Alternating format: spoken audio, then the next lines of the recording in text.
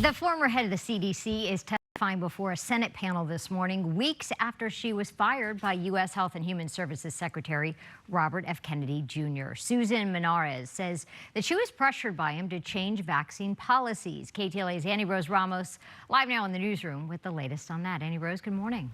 Hi, Jess. Good morning. Yeah, 3 weeks after she was fired from the CDC after clashing with the health secretary, Robert F. Kennedy Jr., the CDC's former director, Susan Menarez, is telling her side of the story, testifying on Capitol Hill. Some moments this morning turning heated. Ma'am, all we're looking for is you to be honest, and you haven't been. You're not being honest with the conversation you're having. You're not being honest with the timeline. Menarez going on to say, quote, "Today is not about me. Today should be about the future of trust in public health." This is Menarez's first public appearance since the health secretary, RFK Jr., sat in front of his own Senate hearing that you're looking at there on September 4th, where he faced questions about why he fired Menarez. Listen. I told her that she had to resign because I asked her, "Are you a trustworthy person?"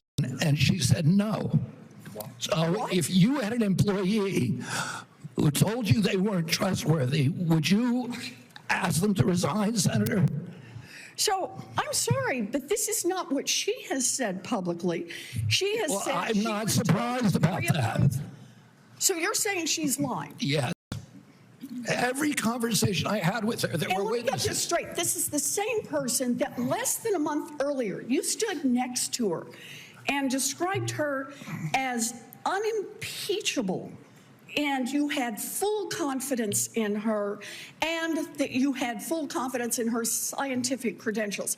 And in a month, she became a liar? Yeah, you should ask her what changed.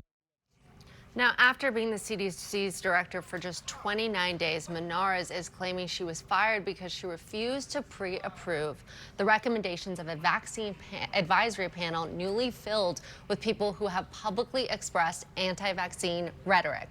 I know that's a lot of words, but that's exactly what happened. Now, and telling senators just moments ago that she refused to fire career scientists against RFK Jr.'s wishes. Listen. I had been clear that I was not going to fire scientists, that I was not going to commit to pre-approving vaccine recommendations without data and science.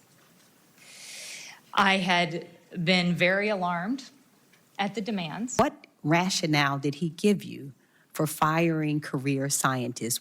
What did he say the rationale would be? Articulated his longstanding concerns related to the CDC, and that the career scientists were part of a group that was part of the most corrupt federal agency in the history of the world, and a number of different items that he had ticked off, including that the CDC employees were killing children and were bought by the pharmaceutical industry and forced people to wear masks and social distancing. So Menarez also went on to testify that while she was CDC director, RFK Jr. asked her to meet with a lawyer who was advocating to get rid of the polio vaccine. Now, sitting next to Menarez this morning was Deborah Howery, the CDC's former chief medical officer, who is also testifying about her decision to quit her job after was fired. Dr. Howery saying moments ago that some CDC staffers are now removing their names from papers because they are scared of violence in the wake of the August shooting at the CDC. Melvin?